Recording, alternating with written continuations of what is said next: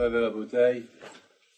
Dans la paracha de cette semaine, la Torah, elle nous parle des sacrifices.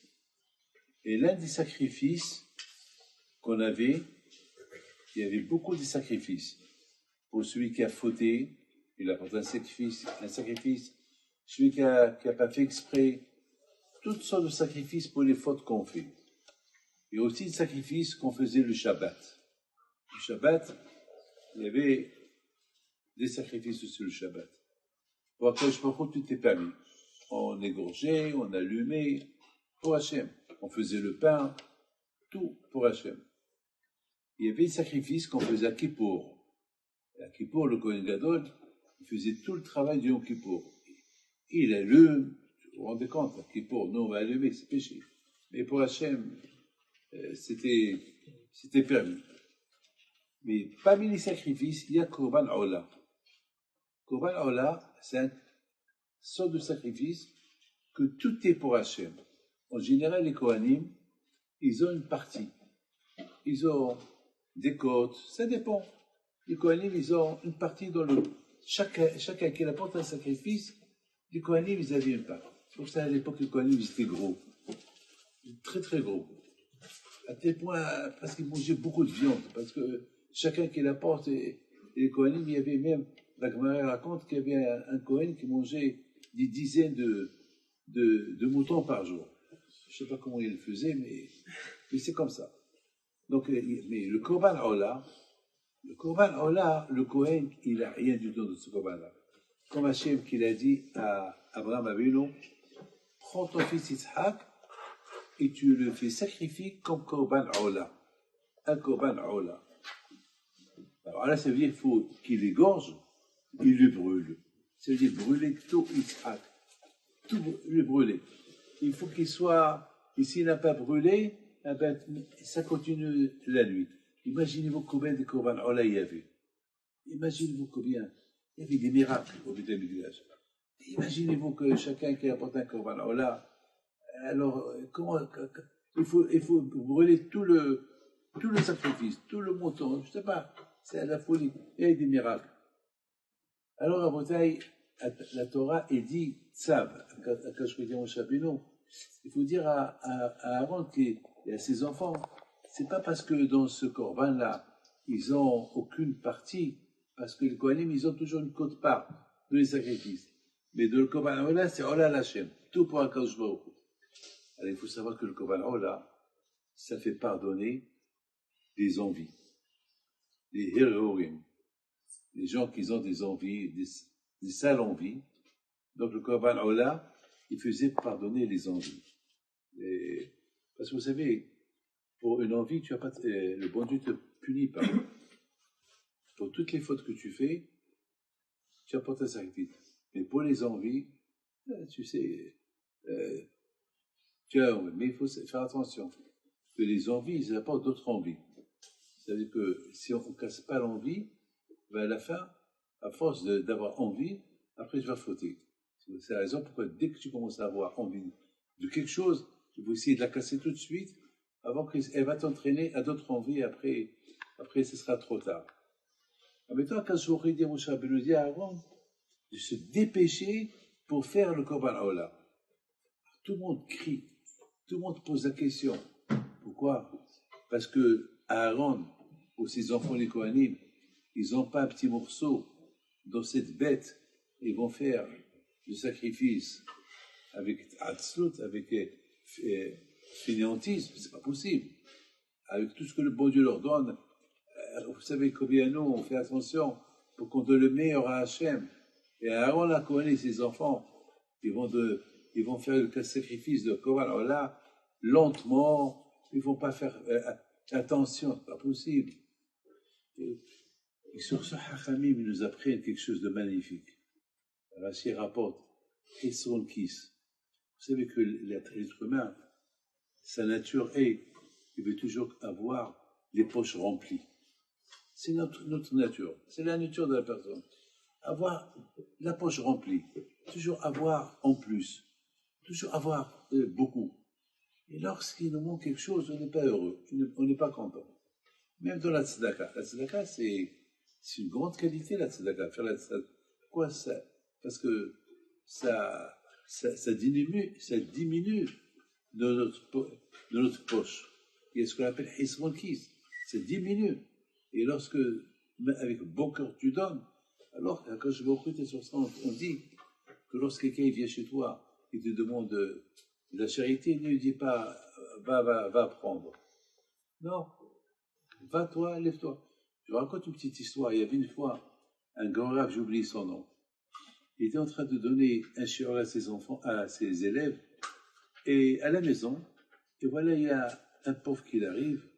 Il lui dit, va chez ma femme, elle va te donner. Elle est à la cuisine. Il rentre à la cuisine, elle n'est pas là-bas. Alors il vient chez le rave, il lui dit, elle n'est pas là. Alors lui, il lui dit, ah bon, elle n'est pas là. Alors tout à l'heure, tu viens, elle sera là, je vais te donner. Lui, d'accord. Mais entre-temps, qu'est-ce qu'il fait le rave? Il se lève, il accompagne le pauvre jusqu'à la porte. Ses élèves lui ont dit, pourquoi tu t'es levé? Il l'accompagne jusqu'à la porte. Pourquoi? Ça y est, tu lui as donné. Tu lui as dit, lorsque ta femme est bien, tu lui donnes. Pourquoi tu l'as accompagné? Il leur a dit, mes enfants, écoutez bien. Lorsqu'un pauvre vient chez toi te demande de l'argent, déjà la honte qu'il a de te demander de la charité. Et lorsqu'il ne donne pas, il est encore plus honte.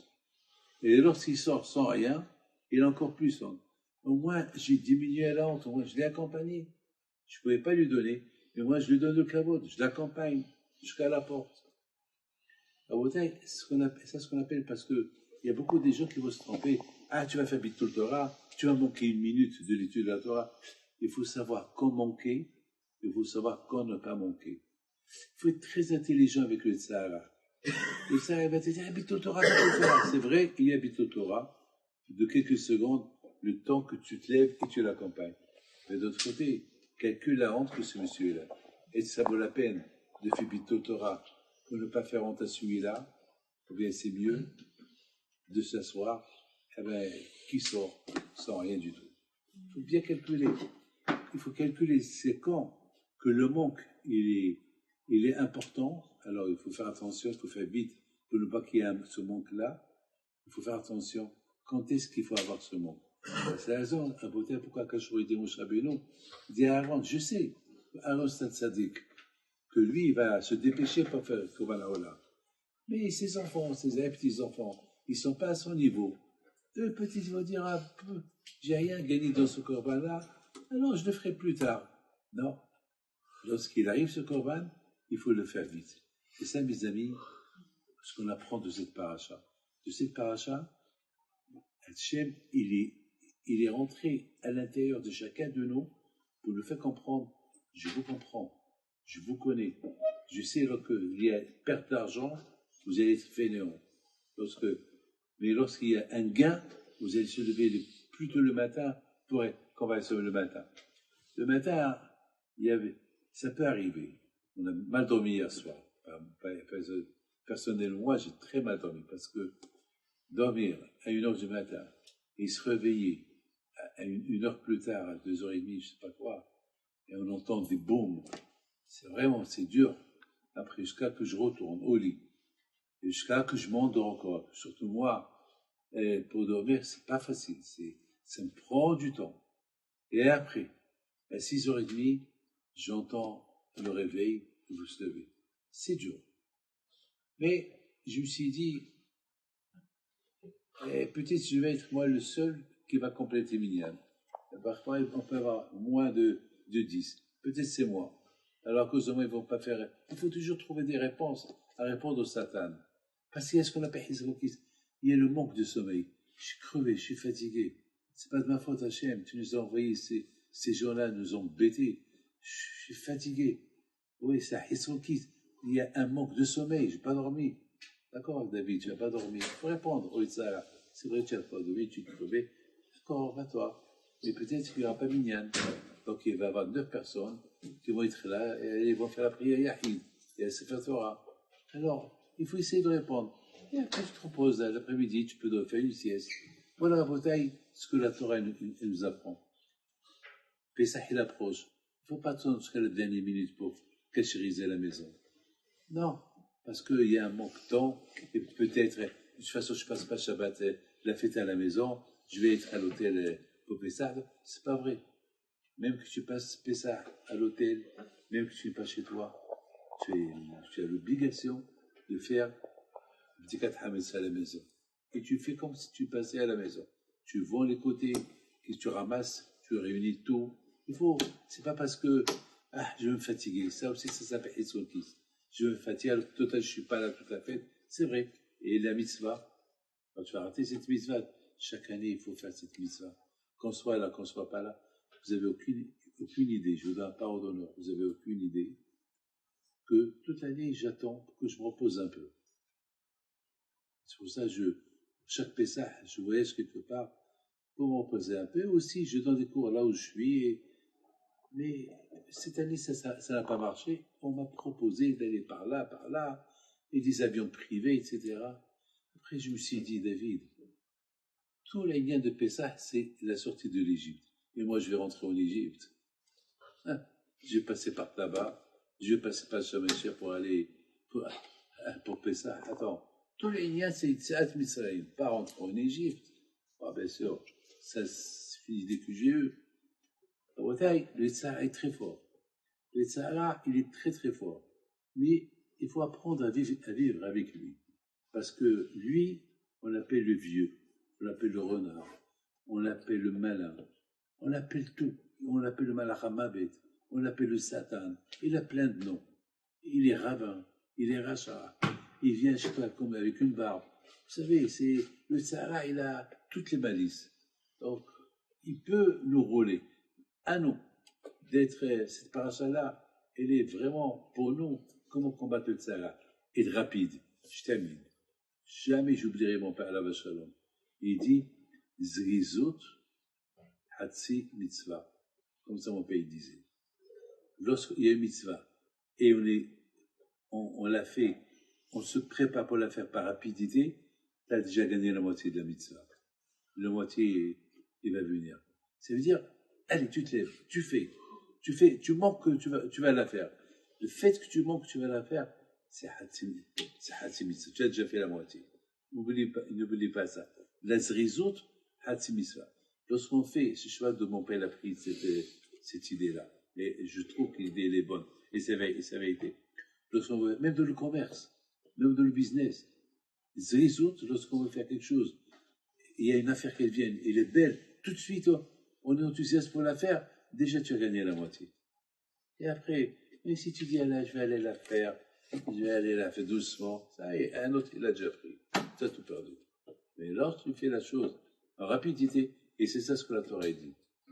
Ça va, quand je dis à Moshe, dit à Aaron, lorsqu'il y a une mitzvah de Ola qui vient, il faut la faire vite. Baruch Adonai.